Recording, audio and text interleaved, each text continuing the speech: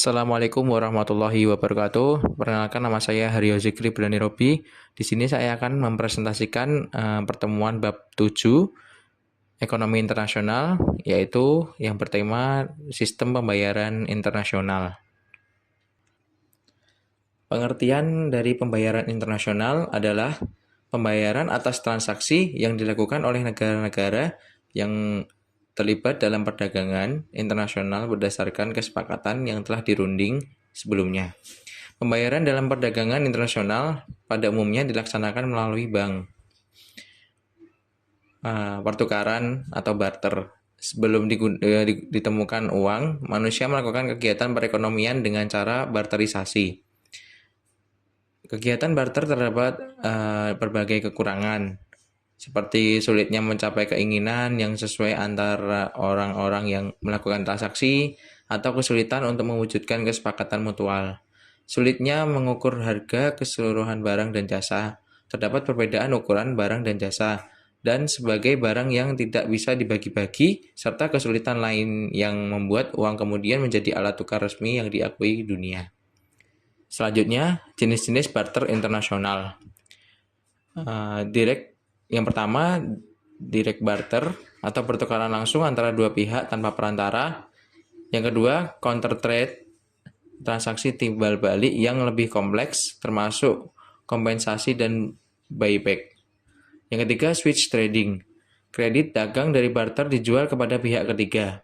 Yang keempat, buyback agreement, negara A menjual barang ke negara B dan dibayar dalam bentuk produk yang dihasilkan oleh barang tersebut. Next. Untuk melakukan hubungan internasional diperlukan adanya satuan mata uang karena mata uang tiap negara berbeda-beda. Mata uang kedua negara harus dikonversikan ke dalam satuan mata uang lainnya dengan satuan nilai tukar yang disebut kurs. Transaksi internasional yang terjadi harus dicatat ke dalam sebuah neraca pembayaran. Kemudian defisit dan surplus neraca pembayaran. Isi neraca pembayaran yaitu ekspor dan impor barang, ekspor dan impor jasa, investasi asing masuk atau keluar, pengiriman uang atau remitansi, dan cadangan devisa. Dari hasil transaksi yang dicatat akan menghasilkan nilai-nilai baik yang surplus ataupun defisit, di mana nilai surplus berarti nilai ekspor lebih besar daripada nilai impor, dan aliran masuk modal lebih besar daripada aliran keluar modal. Sebaliknya, defisit berarti nilai ekspor lebih kecil daripada nilai impor dan aliran masuk modal lebih kecil daripada aliran keluar modal. Setiap transaksi pembayaran dicatat dalam neraca pembayaran sebagai transaksi debit dan diberi tanda negatif. Setiap transaksi penerima dicatat dalam neraca pembayaran sebagai transaksi kredit itu diberi tanda positif. Next. Contohnya yaitu defisit neraca pembayaran. Di mana ketika kita tiap bulan mendapatkan uang 3 juta, tapi pengeluaran kita 3,5 juta. Itu artinya kita mengalami defisit sebesar 500.000. Surplus neraca pembayaran, jika kita punya pemasukan 5 juta dan pengeluaran 3 juta, maka surplus kita 2 juta.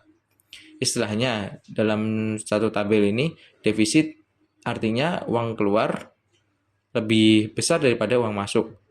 Dampaknya, tekanan ke nilai tukar, devisa turun.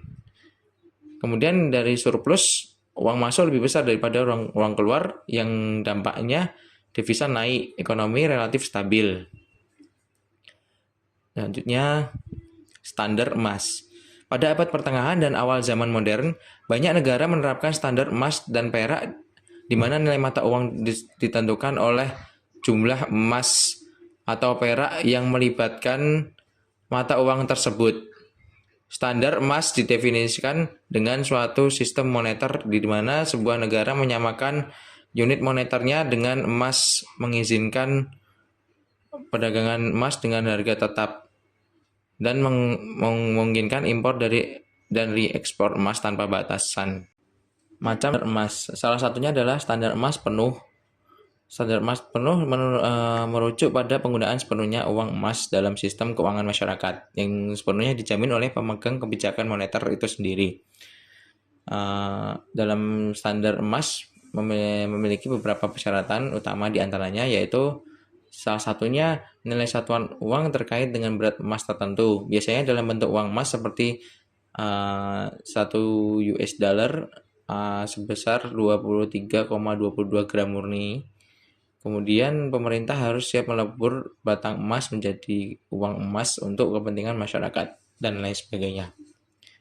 Kemudian uang emas diakui sebagai alat pembayaran yang harus diterima secara umum dalam transaksi. Selain itu, uang kredit umumnya hanya didukung sebagian oleh cadangan emas dan dapat ditebus dengan uang emas. Contohnya 1 dolar Amerika Serikat sama dengan 1/20 ons emas.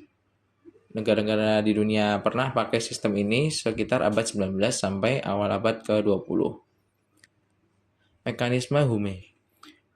Mekanisme Hume adalah teori klasik yang dijelaskan oleh David Hume sebagai ekonomi abad ke-18. Teori ini menjelaskan bagaimana neraca perdagangan antar negara bisa seimbang secara otomatis melalui pergerakan emas dan perubahan harga. Mekanisme ini relevan di masa ketika sistem moneter dunia masih menggunakan standar emas, di mana emas menjadi alat pembayaran internasional utama. Kemudian ada beberapa langkah mekanisme, yaitu negara A surplus perdagangan, ekspor lebih besar daripada impor, dengan akibatnya yaitu kenaikan jumlah uang, maka harga barang naik atau inflasi ke negara A. Barang jadi lebih mahal, ekspor menurun, impor meningkat. Sebaliknya jika contoh yang kedua, negara B defisit perdagangan impor lebih besar daripada ekspor, yaitu yang akibatnya harga barang turun atau mengalami deflasi, ekspor naik dan impor turun. Proses ini terus berjalan hingga neraca perdagangan antar dua negara menjadi seimbang secara otomatis. Dan kesimpulan dari apa yang saya paparkan yaitu sistem pembayaran internasional memiliki berbagai bentuk dan mekanisme yang mencerminkan dinamika ekonomi global dari masa ke masa.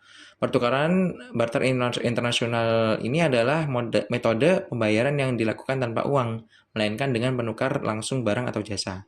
Defisit dan surplus neraca pembayaran mencerminkan kesehatan ekonomi suatu negara dalam perdagangan internasional. Surplus menunjukkan ekspor lebih besar daripada impor, sedangkan sebaliknya defisit menunjukkan bagaimana impor lebih besar daripada ekspor. Standar emas penuh adalah sistem moneter di mana mata uang dijamin oleh cadangan emas dan dapat ditukar dengan emas. Kemudian mekanisme Hume menjelaskan bagaimana ketidakseimbangan perdagangan antar negara secara otomatis bisa terkoreksi melalui arus emas dan perubahan harga barang. Secara keseluruhan, sistem tersebut menunjukkan bagaimana negara-negara menyesuaikan metode pembayaran dan kebijakan ekonomi untuk menjaga keseimbangan perdagangan dan stabilitas ekonomi dalam hubungan internasional. Demikian presentasi yang dapat saya sampaikan. Terima kasih atas perhatian dari teman-teman dan Ibu dosen. Yang terhormat, saya akhiri. Mohon maaf apabila ada tutur kata yang kurang berkenan. Wassalamualaikum warahmatullahi wabarakatuh.